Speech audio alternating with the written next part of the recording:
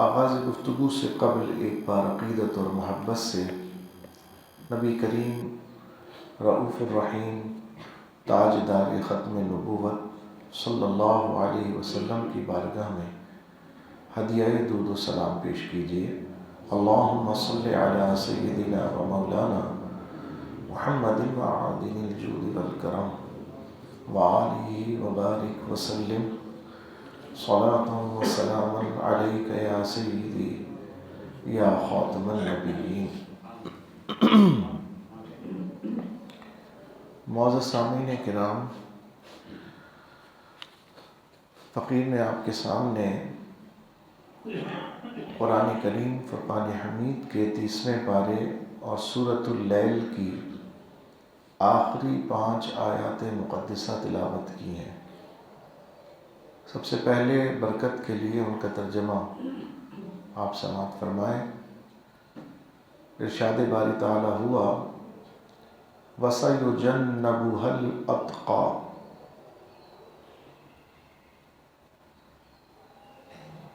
رب نے فرمایا اور بہت اس سے دور رکھا جائے گا الَّذِي يُؤْتِي مَالَهُ يَتَزَكَّى، وہ جو سب سے بڑا پرہیزگار، جو اپنا مال دیتا ہے کہ ستھرا ہو جائے۔ وَمَا لِأَحَدٍ عِنْدَهُ مِن نِعْمَةٍ تُجْزَى، اور کسی کا اس پر کچھ احسان نہیں جس کا بدلہ دیا جائے۔ إِلَّا ابْتِغَاءَ وَجْهِ رَبِّهِ الْأَعْلَى، صرف اپنے رب کی رضا چاہتا ہے جو سب سے بلند ہے۔ وَلَسَوْفَ يَرْضَى، اور بے شک قریب ہے کہ وہ راضی ہوگا۔ یہ اس کا لفظی ترجمہ ہے جو اس فقیر نے آپ کے سامنے آیات مقدسہ سورۃ اللیل کی تلاوت کی ہیں۔ اس میں ایک بات آپ نے اندازہ لگائی ہوگی اگر غور سے ترجمہ سنا، پھر سناتا ہوں، برکت کے لیے سنیے اور پھر میں اپنی وضاحت کرتا ہوں۔ ترجمہ سنیے ترتیب کے ساتھ۔ اور بہت اس سے دور رکھا جائے گا جو سب سے بڑا پرہیزگار، جو اپنا مال دیتا ہے کہ ستھرا ہو، اور کسی کا اس پر کچھ احسان نہیں جس کا بدلہ دیا جائے، صرف اپنے رب کی رضا چاہتا ہے جو سب سے بلند ہے، اور بے شک قریب ہے کہ وہ راضی ہوگا۔ ان آیات کے ترجمے سے ایک بات تو اندازہ ہو رہی ہوگی کہ کسی کا تذکرہ ہو رہا ہے، کسی کا تذکرہ ہو رہا ہے۔ اب وہ تذکرہ جس کا ہو رہا ہے، پہلے تو ایسا لگتا ہے کہ وہ تذکرہ رب کا ہو رہا ہے، لیکن اگلی آیات میں پھر پتہ چلتا ہے کہ رب کا تذکرہ نہیں، بندے کا تذکرہ ہے۔ دیکھیے پھر پڑھتا ہوں۔ اچھا، ان آیات سے پہلے جہنم کا تذکرہ ہو رہا ہے، جہنم میں یہ جائیں گے، وہ جائیں گے، فلاں یہ فلاں وہ۔ اچھا، اس کے بعد فوراً یہ ان کا تذکرہ، رب فرماتا ہے اور بہت اس سے دور رکھا جائے گا، بہت اس سے دور رکھا جائے گا جو سب سے بڑا پرہیزگار، جو اپنا مال دیتا ہے کہ ستھرا ہو، اور کسی کا اس پر کچھ احسان نہیں کہ جس کا بدلہ دیا جائے، صرف اپنے رب کی رضا چاہتا ہے جو سب سے بلند ہے، اور بے شک قریب ہے کہ وہ راضی ہوگا۔ یہاں پر مفسرین کرام اس بات پر متفق ہیں کہ یہاں پر ایک شخص کا تذکرہ ہو رہا ہے جس کے لیے رب فرما رہا ہے کہ وہ جہنم کی آگ سے دور رکھا جائے گا، وہ جہنم کی آگ سے دور رکھا جائے گا، اور رب نے فرمایا وہ سب سے بڑا پرہیزگار ہے، وہ سب سے بڑا متقی ہے۔ اور پھر فرمایا اس کے تقویٰ کی ایک شان یہ ہے کہ وہ اللہ کی راہ میں مال خرچ کرتا ہے اس نیت سے کہ اس کا مال پاک ہو جائے، وہ بھی پاک ہو جائے اور مال بھی پاک ہو جائے۔ پھر رب فرماتا ہے کہ وہ جو مال خرچ کرتا ہے وہ کسی احسان کے بدلے میں نہیں کرتا، اس پر کسی کا احسان نہیں ہے، یعنی وہ احسان اتارنے کے لیے مال نہیں خرچ کرتا کسی پر کہ اس لیے مال خرچ کرے کہ انہوں نے چونکہ خرچ کیا تھا تو میں بھی خرچ کروں، نہیں، اس پر کسی کا احسان نہیں ہے، تو پھر کیوں خرچ کرتا ہے؟ صرف اپنے رب کی رضا چاہتا ہے، اس لیے خرچ کرتا ہے کہ صرف اپنے رب کی رضا چاہتا ہے جو سب سے بلند و بالا ہے، یعنی رب سب سے بلند و بالا ہے، اس بلند و بالا رب کی رضا چاہتا ہے، اس لیے مال خرچ کرتا ہے، احسان اتارنے کے لیے خرچ نہیں کرتا کیونکہ اس پر کسی کا احسان ہی نہیں ہے۔ اور قریب ہے، بے شک قریب ہے، رب فرما رہا ہے کہ وہ راضی ہوگا، اللہ نہیں، وہ بندہ جس کا تذکرہ ہو رہا ہے وہ راضی ہوگا۔ اب ان جملوں کو ذہن میں رکھیں اور میں اس کا آپ کو شان نزول بتاتا ہوں۔ یہ آیات مقدسہ در حقیقت سیدنا امیر المومنین ابو بکر صدیق رضی اللہ عنہ کے بارے میں نازل ہوئی ہیں۔ اس آیت میں جس شخص کا تذکرہ ہے وہ شخص ہے ابو بکر صدیق، اور یہ موقع ہے جب حضرت ابو بکر صدیق رضی اللہ تعالی عنہ نے امیہ بن خلف کے غلام، مکہ کا ایک بدبخت ترین سردار تھا امیہ ابن خلف، اس کے غلام سیدنا بلال حبشی رضی اللہ تعالی عنہ کو مہنگے داموں خرید کر آزاد کروایا۔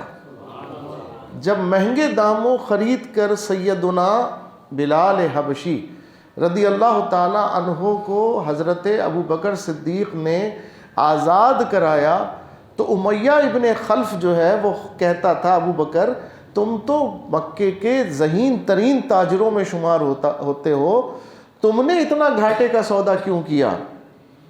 تم نے اتنا گھاٹے کا سودا کیوں کیا؟ ایک ایسا غلام جو بیکار ہے، جو میرے نزدیک بھی بیکار ہے، تم نے اس کو خریدا، اور غلامی کے جو وہاں خرید و فروخت کے اس وقت کے بھاؤ تاؤ تھے، جو اس وقت کا اس کا ریٹ تھا، اس ریٹ سے کئی گنا تم نے پیسے دے کر بلال کو خریدا، تو لگتا یہ ہے اس سودے میں شاید بلال کا تم پر کچھ احسان تھا یا کسی کا تم پر کچھ احسان تھا۔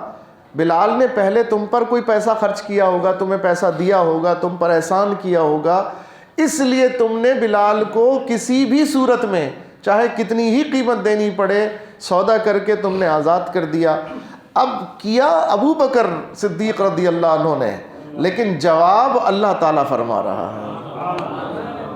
شان صدیق اکبر کی دیکھیں آپ کہ کیا ابو بکر صدیق رضی اللہ تعالی عنہ نے، عمل صدیق کا ہے، بندے کا ہے، اور شان دیکھیں اس عمل کی مقبولیت، اس عمل کی مقبولیت کا عالم دیکھیں کہ اللہ تبارک و تعالی عرش کا مالک، ابو بکر کا خالق، ابو بکر کا رب، ابو بکر کا مالک، وہ جواب اپنے بندے کی طرف سے ارشاد فرما، اور جب اللہ جواب ارشاد فرمائے تو قیامت تک کے لیے قرآن کے اندر وہ رقم ہو جاتی ہے۔ وہ بندے جب یہ آیت تلاوت کریں گے انہیں ابو بکر یاد آئیں گے، انہیں بلال یاد آئیں گے، انہیں ابو بکر یاد آئیں گے، اور یہ ساری نسبت ابو بکر کو جو کچھ بھی ملی ہے وہ سرکار کے صدقے ملی ہے۔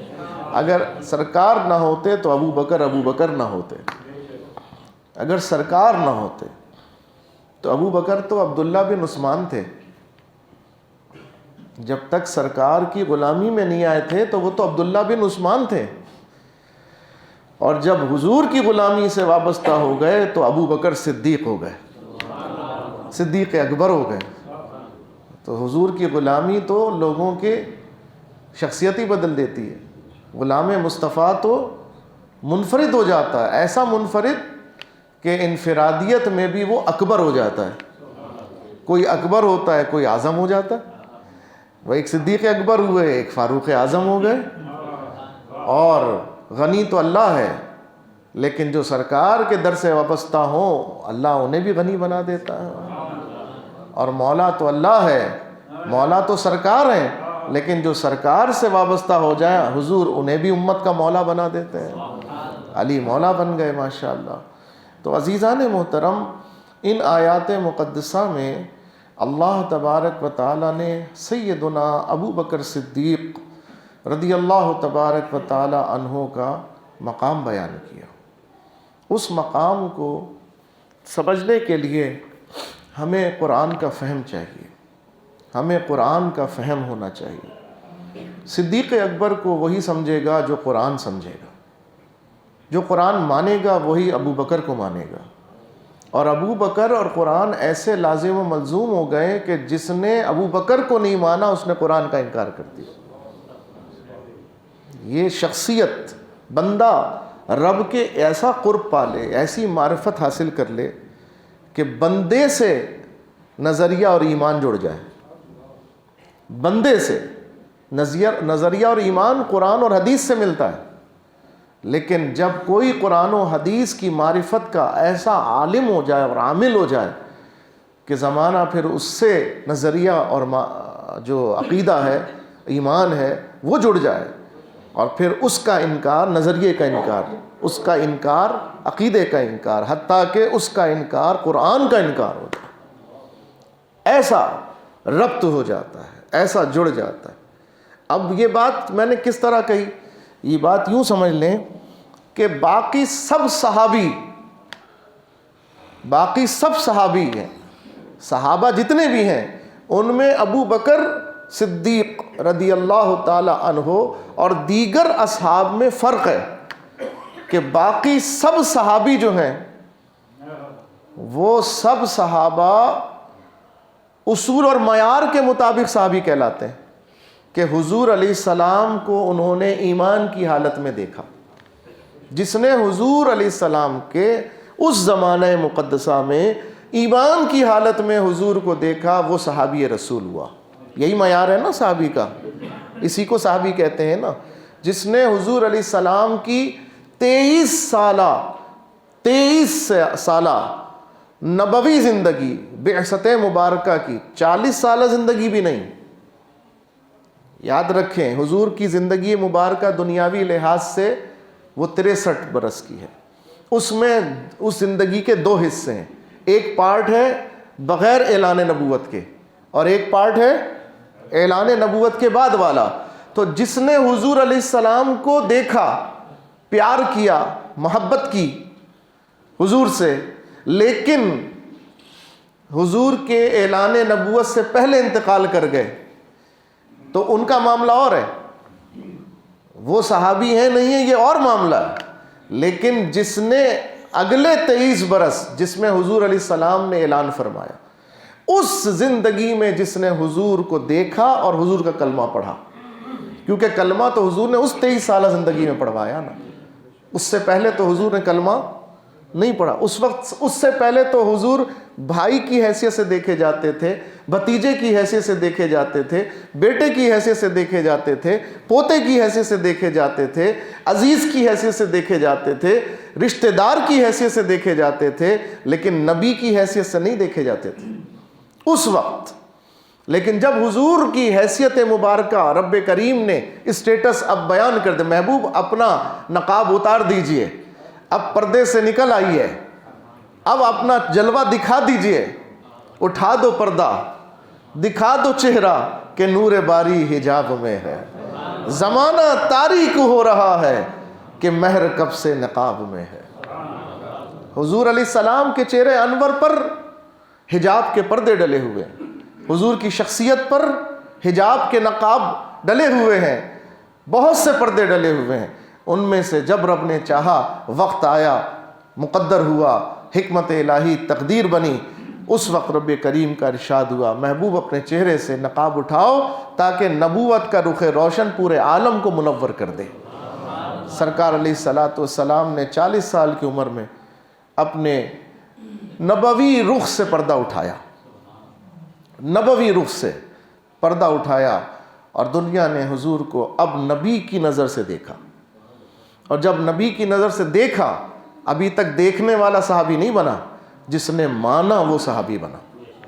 دیکھتے تو بہت سے رہے، لیکن مان نہیں سکے، حتیٰ کہ خود سگا چچا جن کے احسانات ہیں، ابو طالب سگے چچا، بہت مہربانیاں کی، بہت شفقتیں کی، نہایت خلوص کے ساتھ، لیکن دیکھتے تو رہے، جانتے بھی رہے کہ نبی ہیں، مگر مانا نہیں، زبان سے اقرار نہیں کیا، گواہ نہیں بنایا۔ اور جب گواہ نہیں، حتیٰ کہ میرے آقا علیہ الصلوۃ والسلام نے کہا، اے میرے چچا میرے کان میں کہہ دیں، میرے کان میں کہہ دیں، میں گواہی دوں گا رب کے دربار میں، آپ میرے کان میں کہہ دیں کہ میں آپ کو اللہ کا رسول مانتا ہوں۔ انہوں نے کہا، بیٹا دل تو بہت چاہتا ہے، لیکن میں یہ کام چھپ کے نہیں کرنا چاہتا، میں جو کام ہے وہ کھل کے کرنا چاہتا ہوں سب کے سامنے۔ بس وہ ان کو موقع نہیں ملا اور وہ اس دنیا سے چلے گئے، نہیں مانے۔ آج امت میں ان کے معاملے میں اختلاف ہو گیا کہ وہ اتنے کریم تھے، اتنے شفیق تھے، ہم اس سے کوئی ڈینائی نہیں ہے، وہ مہربان تھے، اس سے کوئی ڈینائی نہیں ہے، ان کے احسانات ہیں، اس سے کوئی ڈینائی نہیں ہے۔ تبھی حضور علیہ السلام نے ان کے احسان کے بدلے کے طور پر ان کے بیٹے کو خود پالا، یعنی مولا علی کو۔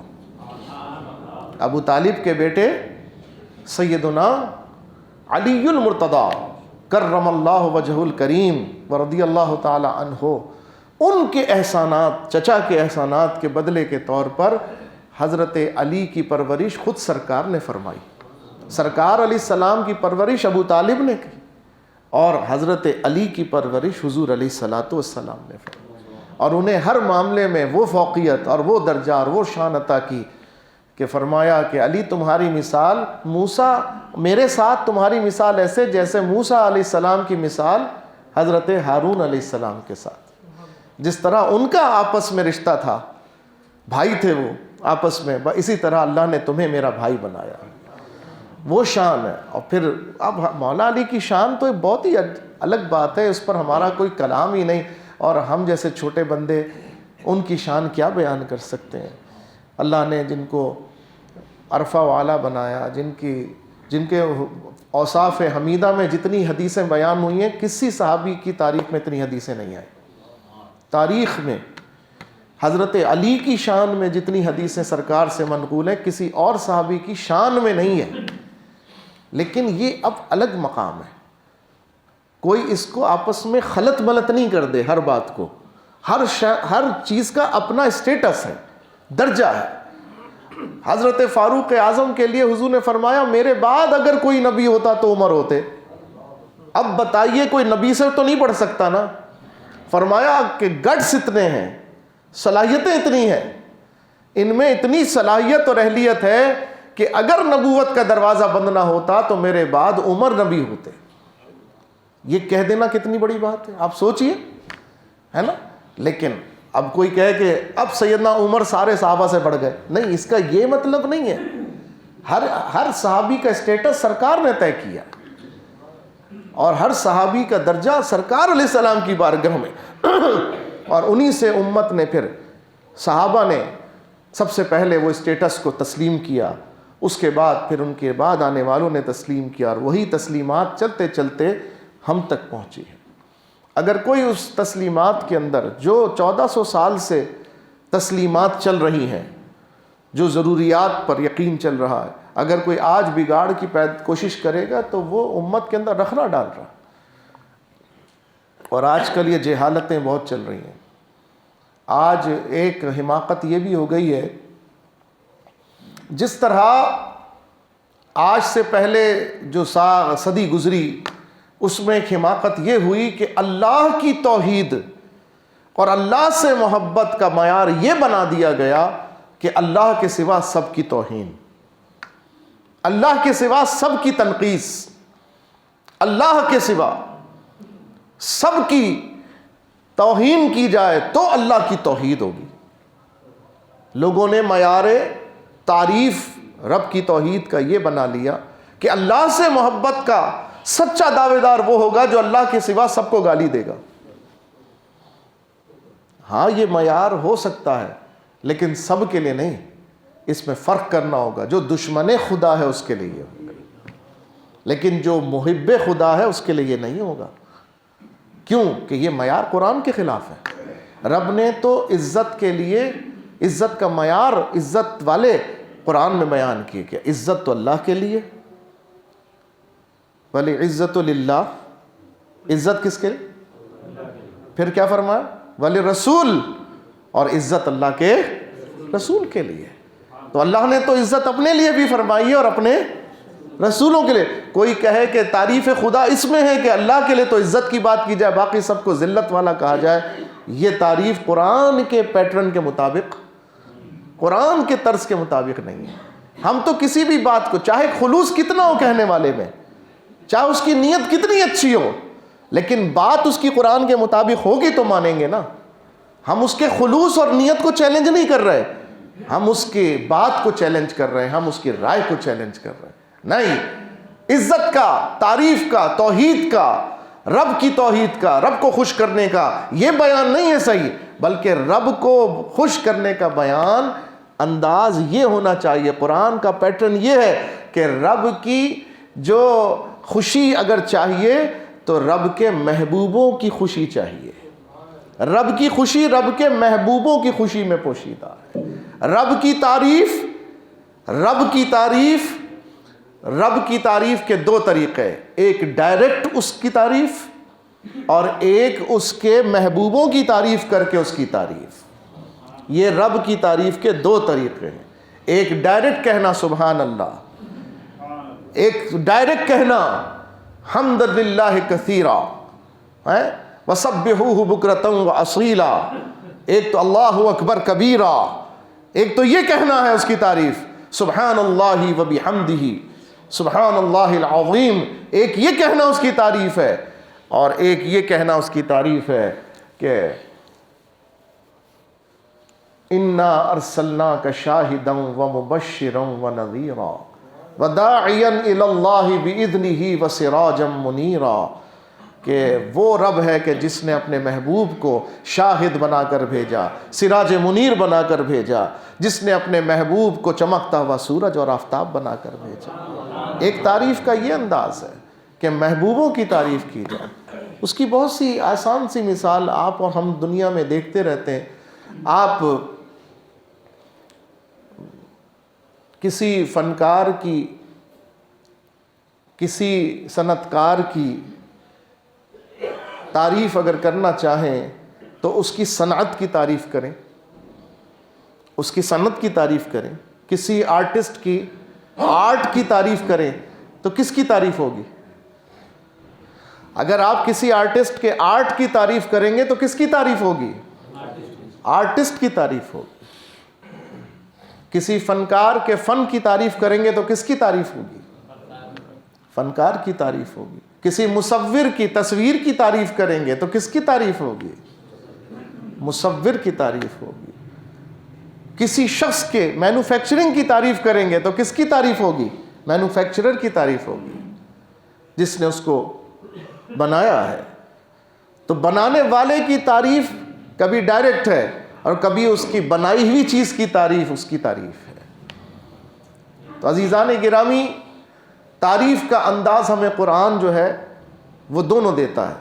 ایک ڈائریکٹ اس کی تعریف اللہ لا الہ الا هو الحی القیوم لا تأخذہ سنۃ ولا نوم لہ ما فی السماوات وما فی الارض من ذا الذی یشفع عندہ الا بإذنہ یعلم ما بین ایدیہم وما خلفہم ولا یحیطون بشیء من علمہ الا بما شاء وسع کرسیہ السماوات والارض ولا یؤودہ حفظہما وہو العلی العظیم. ایک یہ تعریف ہے اس کی، ایک یہ تعریف ہے اس کی، اور ایک تعریف اس کے محبوبوں کی تعریف کر کے تعریف ہے. وہ قرآن ہی سکھا رہا ہے نا ہم کو. قرآن نہیں کہا، محبوب کی طرف محمد الرسول اللہ والذین معہ اشداء علی الکفار رحماء بینہم تراہم رکعا سجدا. یہ بھی تو تعریف ہے، صرف محبوب کی نہیں ہے. محبوب کی تعریف نہیں ہو رہی ہے، محبوب کے غلاموں کی بھی تعریف ہو رہی ہے. اور میں تو بکثرت یہ آیت اس لیے پڑھتا ہوں، مجھے اس کا ترنم بہت لطف دیتا ہے کہ محبوب کی تعریف، محبوب کے غلاموں کی بھی تعریف ہو گئی. حقیقت میں تعریف کس کی ہو رہی ہے؟ کیا پڑھ رہے ہو؟ قرآن. کس کا کلام پڑھ رہے ہو؟ قرآن، اللہ کا کلام. اور ثواب بھی اللہ دے رہا ہے، تعریف بھی اس کے بندوں کی کر رہے ہو. ارے بندوں سے بڑھ کر میں بات کرتا ہوں، میں قرآن کی وہ آیت پڑھتا ہوں اکثر اس ترنم کے اندر کہ جس میں بندوں کا ہی نہیں بلکہ بندے جن گھوڑوں پر بیٹھے ہیں اللہ ان گھوڑوں کی بھی تعریف فرما رہا. والعادیات ضبحا فالموریات قدحا فالمغیرات صبحا فاثرن به نقعا فوسطن به جمعا. پڑھو قرآن. محبوب کے تو غلاموں کے گھوڑوں کی بھی تعریف ہو رہی ہے. محبوب کے غلاموں کے گھوڑے جن میں محبوب کے غلام گھوڑوں پر سوار ہیں. اور صرف گھوڑوں کی نہیں، رب نے کہا صرف گھوڑوں کی نہیں، وہ گھوڑے ہن ہنا کے صف بصف جو کھڑے ہوئے ہیں میدان جہاد میں، حضور کے غلام جن گھوڑوں پر بیٹھے ہیں، وہ گھوڑے جو صف بصف کھڑے ہوئے ہیں، ارے رب کریم ان کے گھوڑوں کے سموں سے وہ جو پیر مار کے میدان سے مٹی اڑاتے ہیں، رب کریم اس مٹی کی قسم ارشاد فرما رہا. یہ تو سب نسبتوں سے چل رہا ہے نا. تو رب کو وہ تعریف پسند ہے جو اس کا انداز ہے، اور اس کا انداز یہ کہ محبوبوں کی تعریف کر کے اس کی تعریف کی جائے. یہ انداز امام احمد رضا نے سمجھ لیا. بریلی کے تاجدار نے یہ فکر، یہ فہم ہمیں دے دیا. اب بریلی کے تاجدار رب کی تعریف کرنے بیٹھے تو کیا کہتے ہیں؟ وہی رب ہے جس نے تجھ کو، یا رسول اللہ حضور کی بات کر رہے، وہی رب ہے جس نے تجھ کو ہم تن کرم بنایا اور ہمیں بھیک مانگنے کو تیرا آستہ بتایا. تجھے حمد ہے خدایا، تجھے حمد ہے خدایا. اے مولا تیرا کتنا شکر ہے کہ تو نے اپنے محبوب کے در سے وابستہ کر دیا. وَلَوْ أَنَّهُمْ إِذْ ظَلَمُوا أَنفُسَهُمْ جَاءُوكَ فَاسْتَغْفَرُوا اللَّهَ وَاسْتَغْفَرَ لَهُمُ الرَّسُولُ لَوَجَدُوا اللَّهَ تَوَّابًا رَحِيمًا. رب کریم نے فرمایا اے غلاموں، اے میرے بندوں، اے میرے محبوب کے غلاموں، جب تم اپنے گناہوں پر ندامت کا اظہار کرنا چاہو تو رب سے معافی مانگ لو، اللہ معاف کر دے گا. نہیں، رب نے فرمایا محبوب کے آستانے پہ حاضر ہو جاؤ. جاؤ کا رب کے محبوب کے پاس آ جاؤ. اب کیا کرو؟ فاستغفر اللہ، اللہ سے توبہ کرو. ابھی بھی بات پوری نہیں ہوئی. رب نے فرمایا توبہ کی بات تم کرو اور محبوب سے سفارش کروا دو. واستغفر لهم الرسول، اور جب یہ محبوب بھی سفارش کر دیں گے لوجد اللہ توابا. بات یہاں بھی نہیں ختم کی، رب نے کہا ہم ضرور تمہاری توبہ قبول کر لیں گے. اور پھر فرمایا الرحیم، توبہ بھی قبول کریں گے، رحمت کی بارش بھی فرما دیں گے. تو لیکن طریقہ صحیح ہونا چاہیے. توبہ تو اللہ سے ہی ہے، سفارش مصطفیٰ کی چاہیے، نظر مصطفیٰ کی چاہیے، ہوں حضور کی چاہیے ہوں. اب اس راز کو بھی امام احمد رضا سمجھ گئے اور کہتے ہیں میں تو کہا ہی چاہوں کہ بندہ ہوں آپ کا. یا رسول اللہ میں تو کہتا ہی ہوں کہ میں غلام ہوں آپ کا. سب کہتے ہیں یا رسول اللہ ہم آپ کے غلام ہیں. یہاں بندہ بمانے غلام کے. لوگوں کو غلط فہمی ہو جاتی، بعض کہتے ہیں لو جی تم نے تو بندہ بھی حضور کا بنا دیا. علی میاں وہ منقبت پڑھتے ہیں نا، خدا کے فضل سے ہم پر ہے سایہ غوث اعظم کا، ہمیں دونوں جہاں میں ہے سہارا غوث اعظم کا. اس کا مقطع ہے جمیل قادری سو جان سے قربان مرشد پر، بنایا جس نے مجھ جیسے کو بندہ غوث اعظم کا. اب لوگ کہتے ہیں یار یہ بندہ کے معنی تو عبد اور معبود، یعنی معبود اور عبد کے ہیں، اور بندہ تو معبود کا ہوتا ہے. آپ نے تو اللہ کے بندے سے ہٹا کے ادھر بندہ بنا دیا. ہم جب بھی یہ سوال ہوتا ہے ہم ہمیشہ سمجھاتے ہیں ہر بات کو ایک ہی تناظر میں نہیں دیکھا جاتا، عرف کا بڑا اہتمام کیا جاتا ہے. شریعت میں عرف کا بڑا اہتمام ہے، شریعت میں عرف کو دیکھا جاتا ہے. عرف کیا ہے؟ اب آپ کو میں بتاتا ہوں. یہ بتائیے کبھی آپ کے منہ سے یہ نہیں نکلا کہ یہ ہمارے بندے؟ نکلتا ہے کہ نہیں نکلتا؟ جب کسی بات کو اپنی طرف کرنا ہو، کسی کے قول کو یا کسی کو اپنا کہنا ہو تو کیا منہ سے نکل جاتا ہے؟ ارے بھائی دشمن کے سامنے کھڑے ہوں بولے بھائی ہمارے بندے جو ہے نا ادھر آ جائیں، اپنے بندے ادھر آ جائیں بھائی، بولتے کہ نہیں بولتے؟ اب میں آپ کی زبان میں بولوں ساڈا بندہ، کیا بولوں؟ میمنوں کی زبان میں بولوں پانجا ماڑوں، سندھیوں میں بولوں پانجو ماڑو ہیں، صحیح کہا؟ چلے ٹھیک ہے. تو اب اگر میں ساڑھا بندہ بولوں، بولو ساڑھا بندہ بولتے ہو کہ نہیں بولتے؟ تو کیا تم اس کے رب ہو گئے؟ کیا اس کے معبود ہو گئے؟ کیا اس کے خالق ہو گئے؟ اس لیے بولا. کیا مطلب ہوتا ہے اس کا؟ اپنا. کیا مطلب؟ اپنا. تو یہاں بھی بندے بمانا اپنا ہے، غلام ہے، پیارا ہے. تو جب بھی حضور کا بندہ کہا جائے گا وہاں بمانا غلام ہے، عبد بمانا یعنی عبد المصطفیٰ اگر کہیں گے تو عبداللہ کا انکار نہیں ہو رہا اس میں، یہ عرف پر ہوتا ہے. عبد المصطفیٰ کے معنی عربی کے اندر عبد کے معنی بندے کے بھی ہیں، غلام کے بھی ہیں. اٹھائیے ڈکشنری المنجد اٹھائیے، فیروز اللغات اٹھا لیں، کوئی سی بھی اٹھا لیں، اس میں آپ عبد کے معنی تلاش کر لیجئے، دونوں معنی ملیں گے. عبد کے معنی بندہ بھی اور عبد کے معنی غلام بھی. اب میں قرآن سے دلیل دیتا ہوں آپ کو، قرآن سے بھی دلیل دے دیتا ہوں تاکہ آپ کے دل میں کوئی کجی نہ رہے. رب نے فرمایا قل یا عبادی الذین اسرفوا علی انفسہم لا تقنطوا من رحمت اللہ. قل اے محبوب آپ فرمائیے، اے محبوب آپ کہیے کیا؟ یا عبادی، اے میرے بندو. محبوب آپ کہیے ان کو یا عبادی، یہ نہیں یا عباد اللہ. رب نے یہ نہیں کہا اے محبوب ان سے بولو یا عباد اللہ، وہ تو بات سمجھ میں آتی تھی. رب نے فرمایا محبوب ان سے کہو یا عبادی، اے میرے بندوں. تو یہاں میرے بندوں سے مراد کیا ہے؟ یہاں بندوں سے مراد اے میرے غلاموں، اے میرے کیا یا عبادی الذین اسرفوا علی انفسہم، جنہوں نے اپنی جانوں پر ظلم کر لیا، جنہوں نے اپنی جانوں پر ظلم کر لیا، گناہوں میں پڑ گئے. اب سوچتے ہیں کیا ہماری بھی بخشش ہوگی؟ اتنے گناہ کر کے کیا ہم بھی بخشے جائیں گے؟ سود کھا کے بھی بخشے جائیں گے، زنا کر کے بھی بخشے جائیں گے، بڑے بڑے کام کیے بدکار ہو کر بھی کیا بخشے جائیں گے؟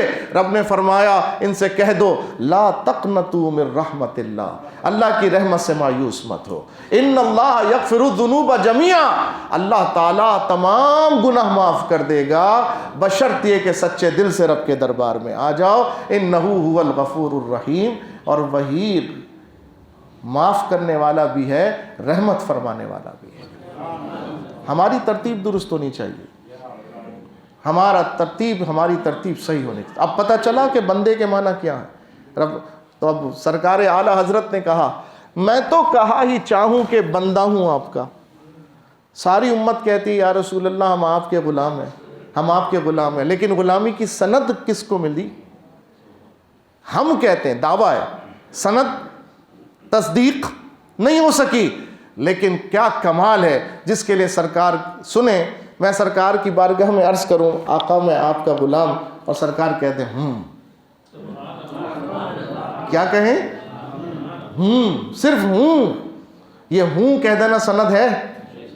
کہتے ہیں میں تو کہا ہی چاہوں کہ بندہ ہوں آپ کا، پر لطف جب ہے کہہ دیں وہ عالی جناب ہوں. پر لطف جب ہے کہہ دیں وہ عالی جناب ہوں. سیدنا صدیق اکبر رضی اللہ تعالیٰ عنہ تاریخ اسلام کے وہ پہلے فرد ہیں کہ جنہوں نے سرکار علیہ السلام کی آواز پر لبیک کہا. آج پوری امت جو لبیک کہہ رہی ہے صدیق اکبر کے کہنے پہ کہہ رہی ہے. آج ہم بھی جو لبیک کہہ رہے ہیں صدیق اکبر کے کہنے پر کہہ رہے ہیں. اگر ہمیں جواب دینے کا سلیقہ ابو بکر نہ سکھاتے تو پتہ نہیں ہمارا کیا ہوتا. یہ ابو بکر رضی اللہ تعالیٰ عنہ کا ہم پر بھی احسان ہے کہ انہوں نے لبیک کہہ کر ہمیں لبیک کہنا سکھایا ہے. تو جو لبیک کہتا ہے وہ ابو بکر صدیق کا چاہنے والا ہے، اور جسے لبیک کے نام سے چڑ ہوتی ہے وہ جان لے کہ وہ کس کا چاہنے والا ہے، وہ لے کر آئے اپنا کوئی چاہنے والا. صدیق اکبر رضی اللہ تعالیٰ تاریخ اسلام کے وہ پہلے فرد ہیں جنہوں نے سرکار کی دعوت اسلام پر لبیک کہا ہے. حضور علیہ السلام نے فرمایا میں نے جسے بھی دعوت دی تھوڑی دیر تو اس نے لگائی، میں نے جسے بھی دعوت دی قبول کرنے میں کچھ نہ کچھ دیر لگائی، لیکن میں نے ابو بکر کو جیسے ہی کہا انہوں نے لبیک کہہ کے ہاتھ بڑھا دیا اپنا. ابو بکر کا وہ مقام ہے ابو بکر رضی اللہ تبارک و تعالی عنہ. اللہ تبارک و تعالی ہمارے دل میں ان کی سچی محبت عطا کرے. جس کو حضور کا عاشق بننا ہے صدیق اکبر کی سیرت پڑھے. عاشق بنانے کا نسخہ صدیق اکبر کی ذات ہے. عاشق بنانے کا نسخہ صدیق اکبر کی ذات ہے. اور صدیق اکبر نے جو کلام حضور کے عشق میں کیا 3 جملے وہ میں آج نہیں بتاؤں گا, وہ میں انشاءاللہ تعالی اگلے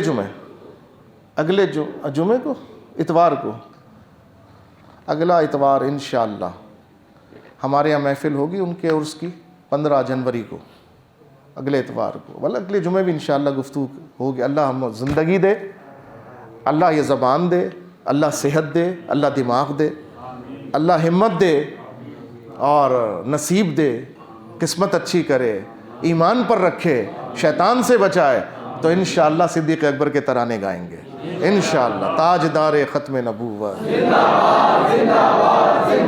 من سب نبیا لبیک لبیک لبیک یا رسول اللہ, لبیک لبیک لبیک یا رسول اللہ, لبیک لبیک لبیک یا رسول اللہ صلی اللہ علیہ وسلم. رہے گا یوں ہی ان کا چرچا رہے گا, پڑے خاک ہو جائیں